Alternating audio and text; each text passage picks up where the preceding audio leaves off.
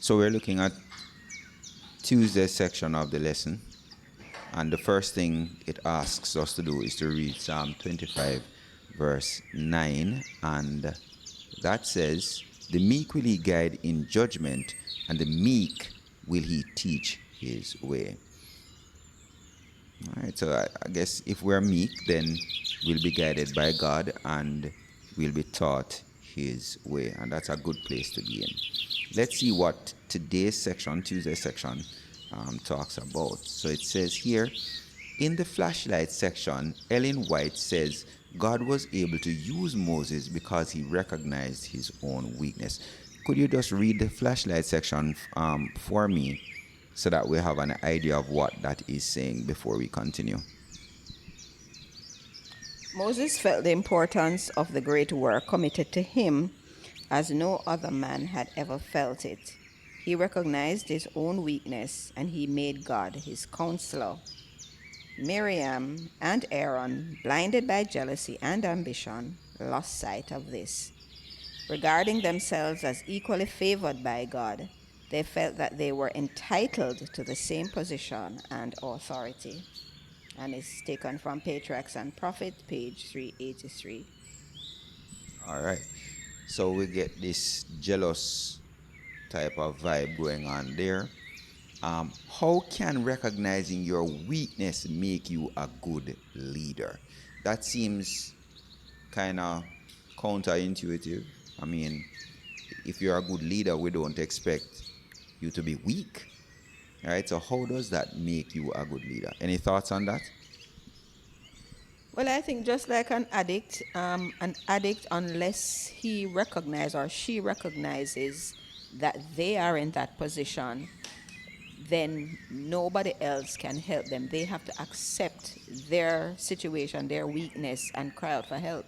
Similarly, somebody who is weak and identify their weakness is able and is open to accept intervention for persons to offer them, help them to build their strength and build their capacity. So they have to recognize their weakness in order for something to be able to be done about it. It says here, think about people you know that you know of in different leadership roles. What kind of weaknesses would they need to be aware of? For example, a teacher might tend to favor one student over another. She would need to be aware of that weakness so that she could be careful to treat everyone equally. Right? And I mean, this is something that is true. Old people then say some people's spirit just takes some people.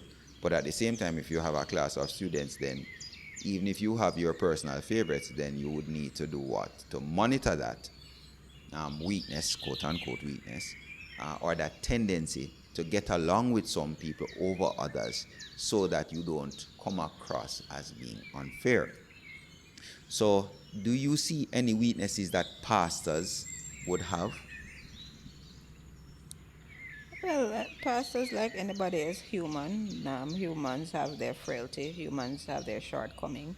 A pastor can exercise favoritism. They generally side with individuals who they think that can advance their agenda and assist them in carrying out their role. And perhaps to those who are looking on might feel that they are being sidelined because the pastor might not view them as being in a position to assist and to advance the agenda. But I think it's not about advancing the pastor's agenda. I think the pastor should look more holistically at how individuals in the church can advance God's kingdom and advance the church. So it's not about his own or her own agenda, but looking at the church and moving the church forward. All right, parents, again, we have a classic example of Jacob with Joseph and the other brothers, and that whole setup there with favoritism. A business owner.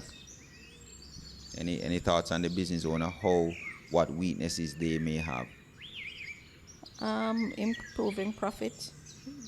Business is in operation to make, multi-million dollar profits. So they might want to pursue that agenda at the expense of the poor and vulnerable, or the worker in their business establishment, wanting to pull out every nickel and dime or dollar and cents that they can get, in pursuit of profit.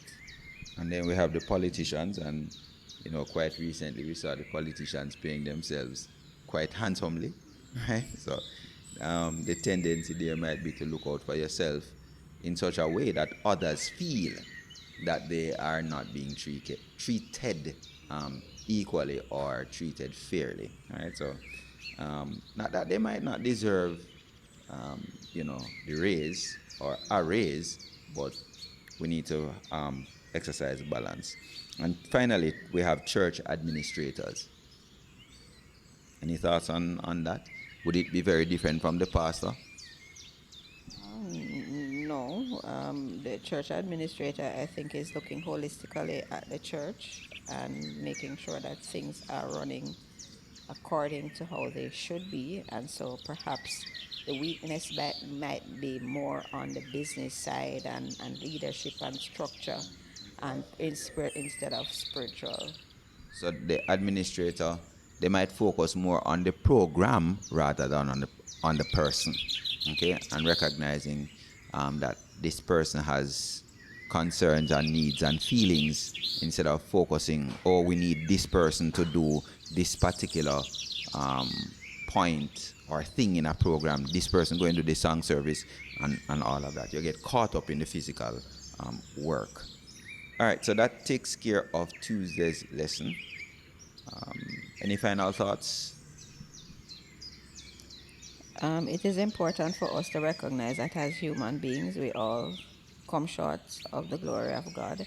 And so we have to make ourselves vulnerable and ask God for His strength in our weakness to be able to be better leaders and to be better individuals, so that we are equipped with the right skills to be able to work for Him.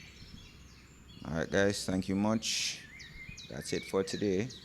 See you again tomorrow. Take care.